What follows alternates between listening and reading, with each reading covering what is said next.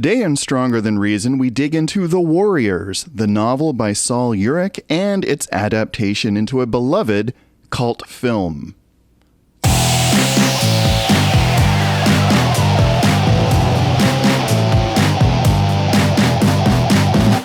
Welcome to Stronger Than Reason. So, I'm once again bringing you a novel and its film adaptation. You might recall that we tried this once before in episode 77, where I talked about the novel Roadside Picnic by Arkady and Boris Strugatsky, and its film adaptation Stalker, directed by Andrei Tarkovsky.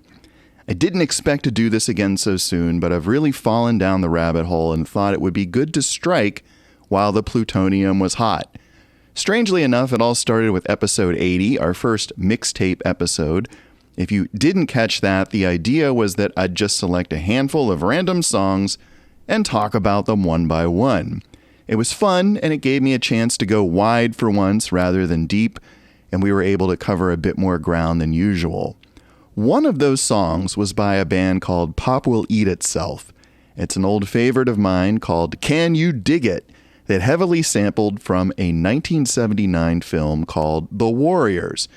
Now, I hadn't seen that film until very recently, never even heard about it, so once I had Can You Dig It looping through my brain for a week, it was inevitable that I would check it out. So last month I was able to watch the movie for free on YouTube, though with ads, but as I said before, the night I watched it, I never really did get any ads. It was just uninterrupted. But it was cool that it was out there for nothing. I just checked again before recording this, and lo and behold, it's no longer free. You now have to rent or buy it from MGM Plus. So that's a drag. I suspect this happened recently because of another adaptation that just came out, but more on that in a little bit. I don't want to get ahead of myself. So in my further digging, I discovered that the movie was based on a novel of the same name written by Sol Yurick and published way back in 1965.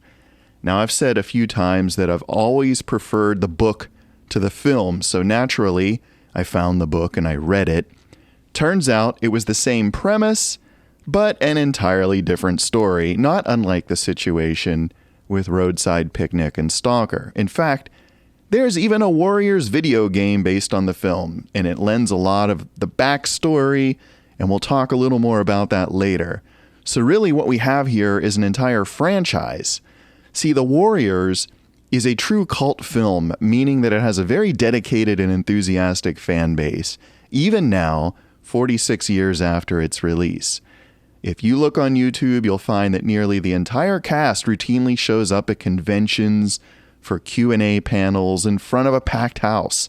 The guys that played the actual Warriors gang members in the film have remained friends for all of these years, and they still draw an audience that's mesmerized by the film.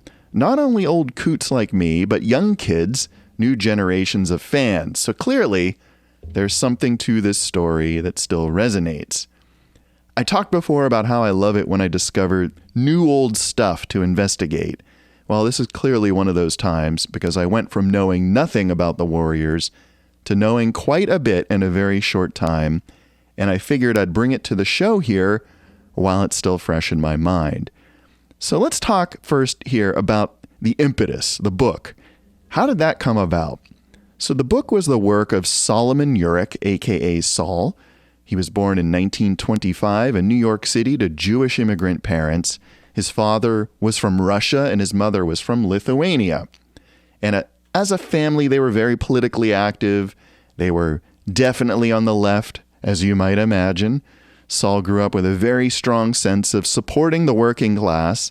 He enlisted in the army during World War II and was trained as a surgical technician.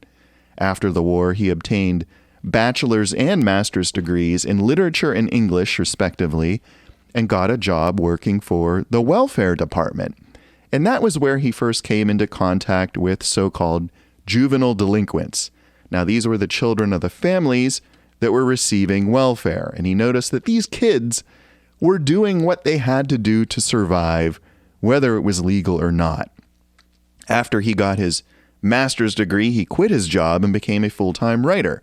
And his first novel would involve him blending two ideas. The first idea was to write a story about these desperate kids. He figured they were the result of a very modern situation because society was letting them down, and it was his sense of political justice, honed in his activist youth, that motivated him to write their story. His would be one of the first stories told from the perspective of a modern gang.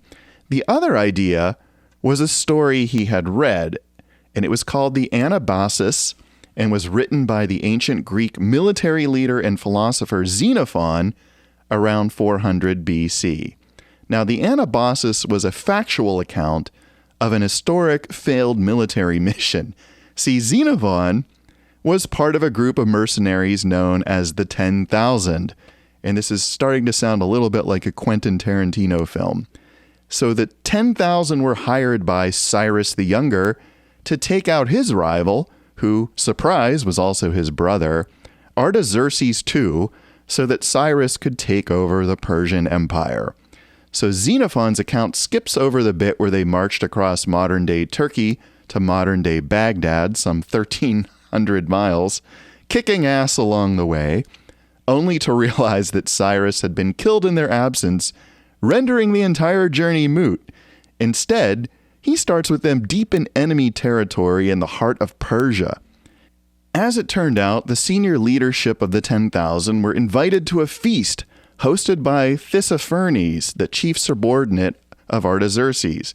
And get this, they actually went. So imagine the chat around the campfire that night.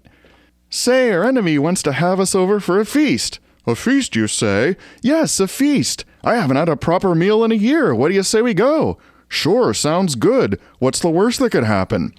So they showed up, were captured, taken before the king, and were executed. And that's a scheme that normally only works in Looney Tunes cartoons or Blazing Saddles. So with the leadership eliminated, Xenophon found himself in command and charged with extracting his army from a hostile land far, far from home. Is any of this starting to sound familiar yet? It required all of his ingenuity, and it was a combination of force and diplomacy to get them out of there. And despite all odds, they did escape, eventually returning home by a much longer, more northerly route. But word got around, and his story just dropped jaws throughout Greece, and the Anabasis became the 400 BC equivalent of a New York Times bestseller. Now, back in the modern world, Sol Yurick realized he could use the structure of the Anabasis for his own story. He could leave his young heroes stranded in enemy territory and have them have to fight their way back to safety, and he proceeded to write The Warriors. However, the story that emerged was quite different from what ended up in the film. Now, before we get into the particulars of the book, I want to point out that The Warriors was Sol's first novel. As I said, he was born in 1925, and it was published in 1965. So right away, notice that he was 40 years old when it came out. No spring chicken.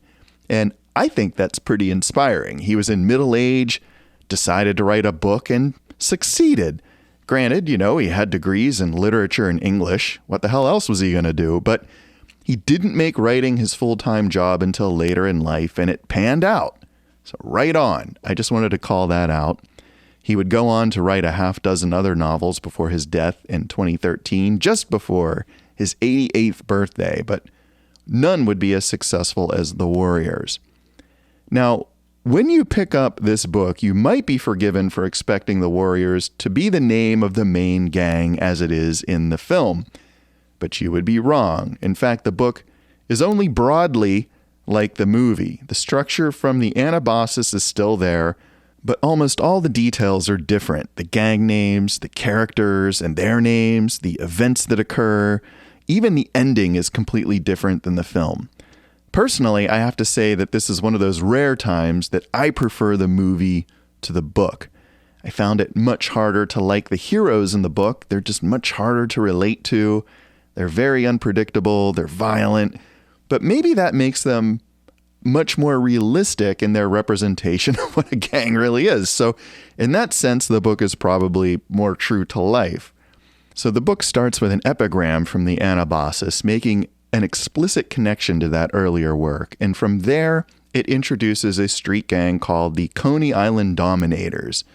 Unlike the Warriors gang in the film, the Dominators are structured as a family. So the leader of the gang is the father, his lieutenants are uncles, and each gang member or affiliate is a brother or a sister.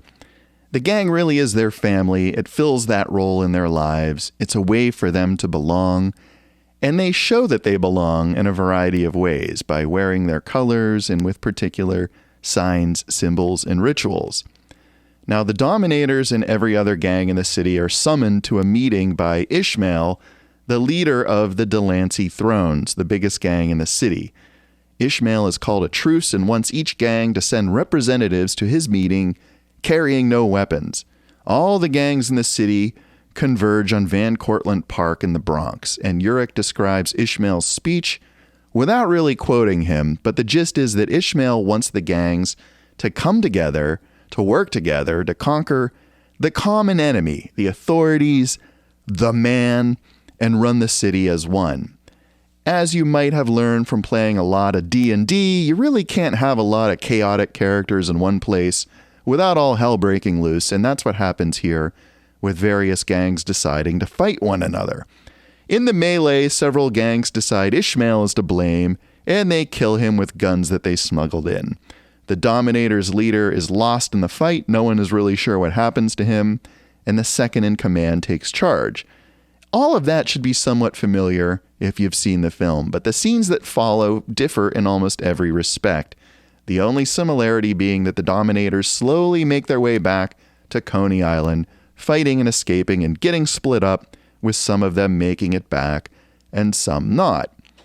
The main thing I want to point out about the book is that the Dominators aren't portrayed as heroic at all. They're not sympathetic. They're quite the opposite.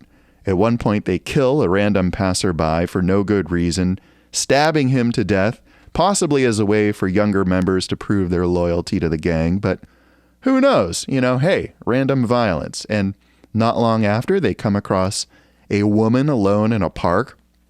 If you've seen the movie, you might think you know where this is going, but the book is very different. They end up having consensual sex, or almost having consensual sex with this woman, but they end up assaulting her, which leads to her screaming rape and somewhat successfully fighting them off. It is a horrifying scene, though, not at all like the film, where, except for one key exception, the warriors are portrayed as honorable, only using violence in self-defense. But more on that exception in a little bit. There are plenty of scenes and episodes in the book that aren't in the film. There's a character named Hinton who emerges as one of the central characters. He's young, he's relatively new to the gang, he's still trying to prove himself. He gets separated from the others and gets lost walking through empty subway tunnels, and eventually makes his way to Times Square and Grand Central Station, where he kills time in an arcade and eventually meets up with two younger Dominators and takes the lead despite his lower rank. And those three are the only ones to make it back successfully. And the book ends with Hinton returning to his squalid and horrifying situation at home, pretty much the antithesis of a Hollywood ending. The best thing I can say about the book is that it was a quick read, under 200 pages, and by the way, I read an electronic copy that I borrowed from the library. I used an app called Hoopla, which if you like to read or listen to audiobooks, you should get ASAP. The way it works is that you enter your library card into the app, and then Hoopla's digital resources are all available to you. And the nice thing about it is that it doesn't have a concept of checking things out so that other people can't get them. Hoopla itself maintains this content library much in the same way that Netflix does. But Hoopla has ebooks and audiobooks, and if your library participates, all of this content is immediately available to you for free. Your library is essentially paying for your use of the service, which is a really good deal for you. I also have an app called Libby on my phone, and Libby follows more of a traditional checkout model where each library has their own digital assets. But the great thing is that you don't have to just use it with your local library. It turns out some libraries don't require a residency to give you a card. So you can get a library card from all these different places around the country and then use Libby to explore their digital collections. Again, it's all for free and it's really amazing. So folks, I encourage you to take advantage of your libraries. I encourage you to check out cool apps like Hoopla and Libby and Overdrive. Take advantage of them. They're there for you. And hey, drop in on your local library to let the folks there know that you care about them and the awesome services that they provide. I'm sure they would appreciate it. So I read The Warriors as an ebook, and my copy had a quite long afterword by Sol Yurick on his inspirations for the book, his reactions to the movie, and just his thoughts about his legacy. I found it interesting, but the main thing that stood out to me was how he based the names of his gangs on the orders of heavenly angels in Christian theology. Now, for those not familiar with the heavenly choirs, they include your usual angels, archangels, cherubim, and seraphim, but also some more strangely named thrones, dominions, virtues, powers, and principalities. So the dominions gave him the Coney Island Dominators, and the thrones gave him the Delancey Thrones, and the seraphim gave him the Morningside Sporting Seraphs. Of course, none of those gangs appear in the film. On the whole, I found the novel interesting as a historical artifact, but not nearly as visceral or as enjoyable as the film. I think structurally, it just made far less sense. As Bart Simpson would say, it was just a bunch of stuff that happened. And as I read, I didn't really want to root for any of these people. None of the Dominators, certainly, once it became clear they were all just rapists and murderers. And really none of the other gangs either. So in the end, the book is just really a sad portrait of a situation where no one wins. Not the gangs as a whole, because they failed to come together. Not the individual gang members, who have terrible home lives and still can't get it together to rely on each other. And in some ways, the gang structure itself seems to prevent the members from individually escaping to something better. It's like the idea of the crabs in the boiling pot who are always pulling down the crab who almost climbs out. Those are just my own thoughts after reading the book. I'm definitely no expert on the history of gang culture in New York. So I find myself asking, was the picture Sol Yurick painted ever accurate? Obviously, gangs exist in New York and in every other big city even today. But were they ever that pervasive as they were in the book? And it seems to me that even if they were likely diminishing even as he wrote the book. For what it's worth, I think New York today is a pretty safe city. For sure, it's not in the thrall of gang warfare from one end of town to the other. You know, I've spent time in all sorts of neighborhoods there over the past few years and never felt unsafe. I'm sure there are still plenty of problems like in any big city. All I'm saying is I never saw them on my trips. Quite the opposite. I saw a lot of evidence of people of all different backgrounds and walks of life getting along and doing things with minimal friction. I've traveled to the city for work, for pleasure, personal stuff, and all of my trips have been enjoyable. Not relaxing at all, but enjoyable. For sure, though, some gangs were still active when they made the film, as we'll talk about in a bit. But keep in mind that the book came out in 1965, a good 14 years before the film. So these works came out in two very different eras. It's the difference between the Beatles' Help and Black Flag's Nervous Breakdown. So that's quite a gap. So let's fast forward to the late 70s. Walter Hill had some success directing the movies Hard Times and The Driver and was looking for another project.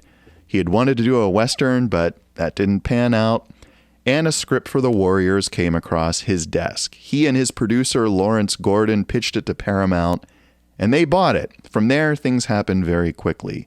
David Shaber wrote the screenplay, altering Yurick's story considerably. The Coney Island Dominators became the Warriors. The Delancey Thrones became the Gramercy Riffs, and he renamed the Riffs leader from Ishmael to Cyrus, a name cribbed from the Anabasis. If you recall, Cyrus the Younger was the one who sent the 10,000 to kill his brother, and who in turn was unexpectedly killed. So that is a pretty nice reference there. Cyrus in the film is played by Roger Hill, no relation to Walter Hill. Also, the film got a clear bad guy by having one person responsible for killing Cyrus. And that simplifies the narrative greatly because this bad guy falsely accuses the warriors, which places them in a much harder position. Not only are they stuck in the Bronx, which Google Maps tells me is a 9-hour, 24-mile walk, but they now have a clear target on their backs. And the film also added a cool radio station that all the gangs listen to with a smooth-voiced DJ who acts as a news service, but also as a de facto narrator for the film, commenting on all the action as it happens.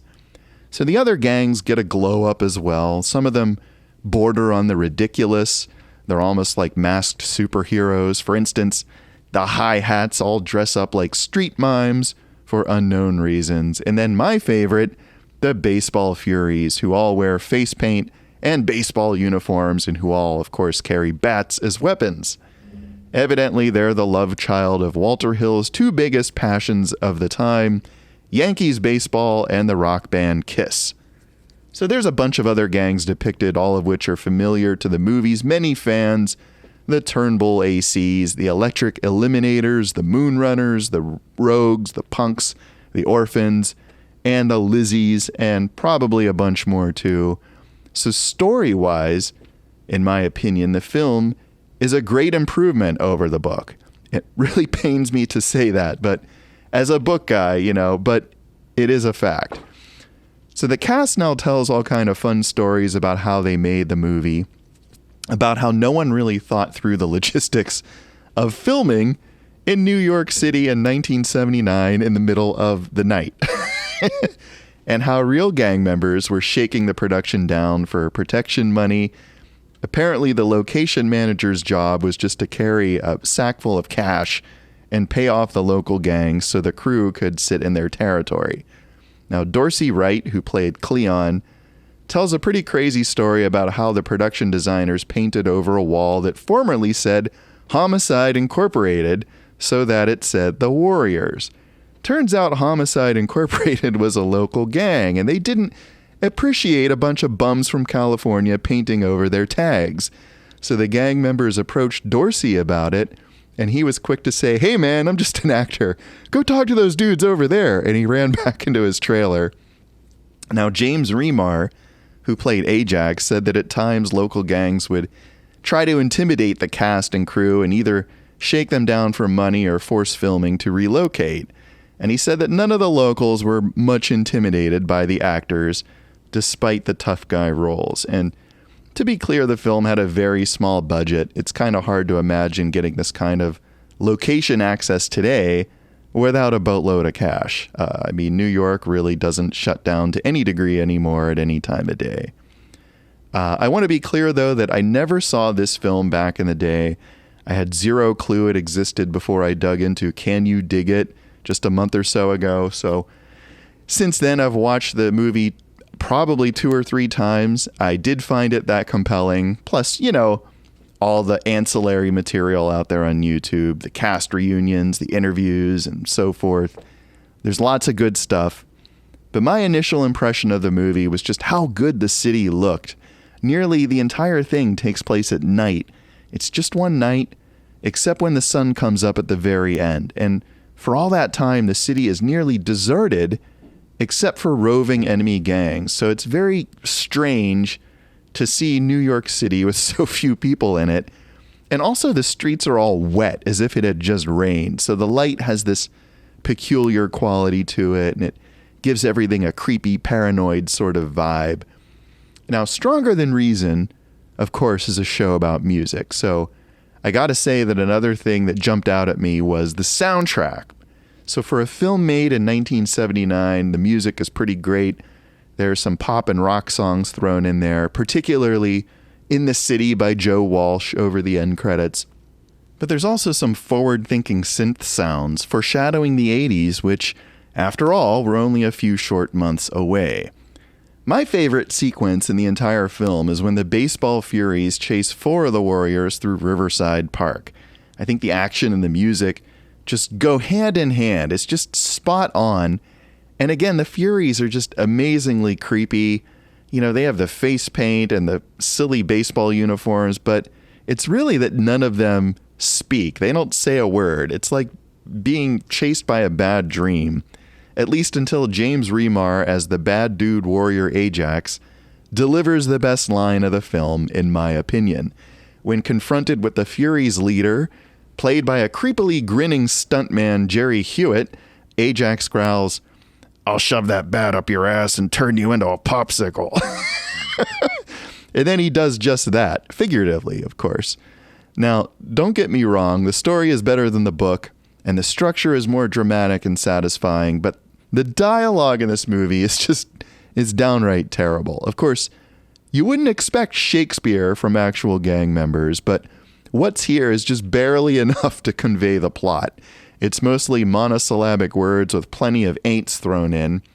The only person who even betrays a thought or feeling that isn't simply a reaction is Deborah Van Valkenburg as Mercy, the girl who leaves the orphan gang to follow the warriors in hopes of making something better of her life. That's another thing the movie conveys that the book simply doesn't, and that's hope. By the end of the movie, the warriors' leader, Swan, who is played by Michael Beck, more or less hooks up with Mercy and walks off into the sunrise. Unlike Hinton in the novel, maybe the two of them would escape the gang life for something better. Now, I hinted at this before, but the warriors themselves are all very likable. Cleon is a natural leader and badass. Swan is the obvious romantic lead, but still a tough guy. Ajax is the anti-hero. Vermin is the comic relief. Cochise, Snow, Cowboy, and the Fox are just super cool.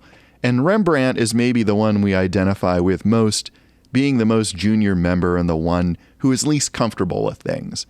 And as I said before, with one big exception, all of these guys are portrayed as honorable. And that exception is the movie's rendition of the gang encountering the lone woman in the park. Now, in the movie, Ajax decides to solicit her against the advice of the other warriors. He approaches her alone, ends up sexually assaulting her, but quickly finds out she's an undercover cop. And before he knows it, he's handcuffed and in the back of a police cruiser. Now, this was one of two scenes that gave me any sort of visceral reaction, just realizing that Ajax was a true violent asshole, the worst kind. Credit, though, to James Remar for a truly unhinged performance. He actually tells the story of playing this scene in his audition and yanking the table out from under the casting director. He is not really a big or a threatening guy, but in this scene, he is by far the scariest thing in this movie. The other scene that kind of threw me was when a cop pushed the Fox into the path of an oncoming train. It was just one of those moments where you're like, ooh, damn. And the edit was kind of obvious. I think these days it would be done seamlessly with CGI.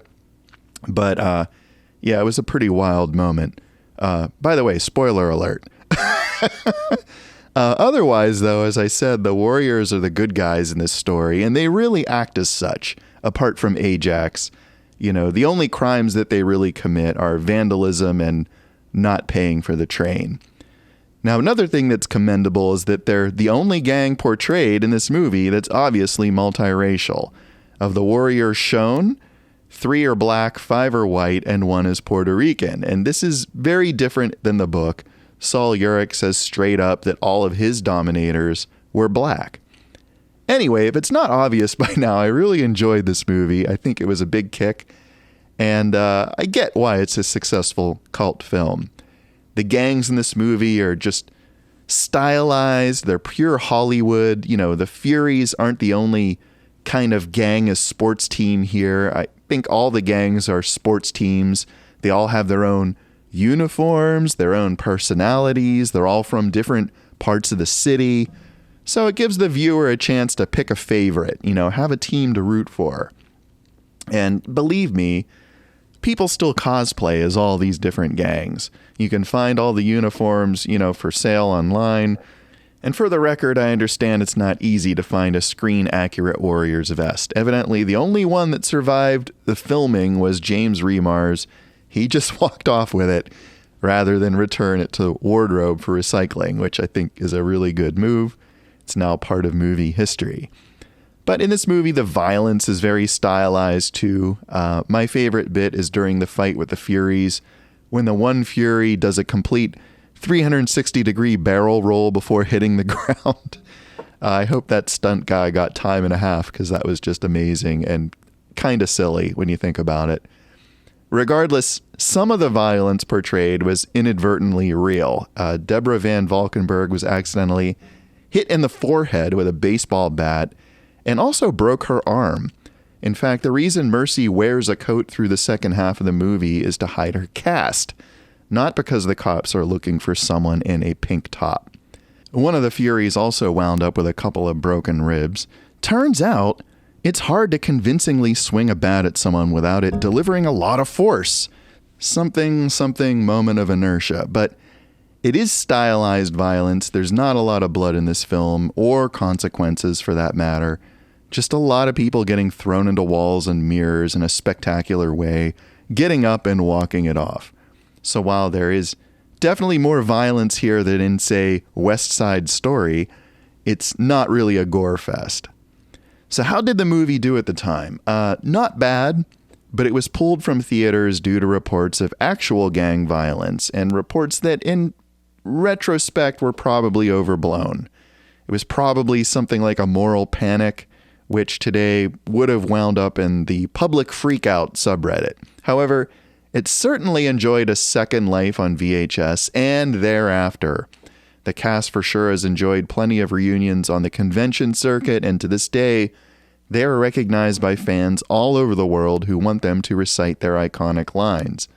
Of course, success begets success, and the next installation of the Warriors franchise would be a video game, which Rockstar Games produced in 2005. Now, I mentioned in the Stalker episode that I'm not much of a gamer, unless you're talking arcade Donkey Kong, but I checked out this game and it seems that it's pretty much an interactive superset of the film. In other words, it contains most of the film scenes as playable scenarios, but expands that with even more backstory and other situations.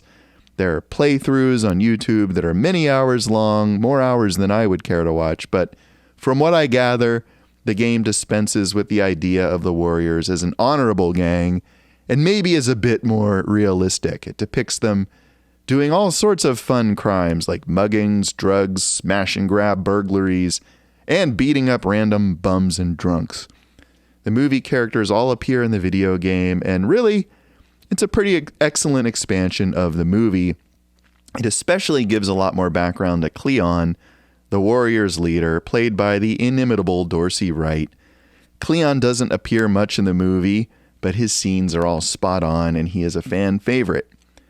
Of course, there's nothing Hollywood loves so much as rebooting a successful franchise, and there has been talk of remaking The Warriors over the years. Personally, I don't think that would be a good move. This is one movie that is amazing partly because it is so rooted in a particular time. The grimy, seamy New York of the late 70s, a city that in some ways no longer exists. So populating a modern New York with costumed gangs just wouldn't ring as true, I think. Plus, these actors are as beloved as much as their roles. You just aren't going to find someone who plays a more likable Vermin than Terry Michos or a cooler Snow than Brian Tyler. So why even try? You know, how did I get this far without mentioning the primary antagonist, the leader of the Rogues who remorselessly kills Cyrus, Luther, as played by David Patrick Kelly.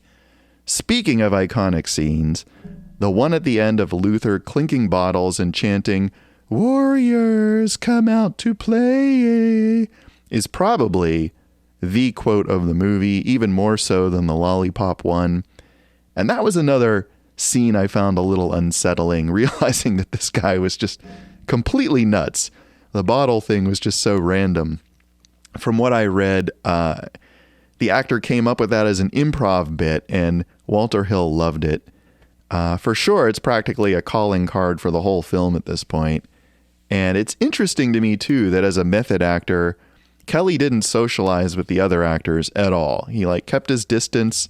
So in those final scenes of the confrontation of the beach, the other actors didn't really know what was up with this guy.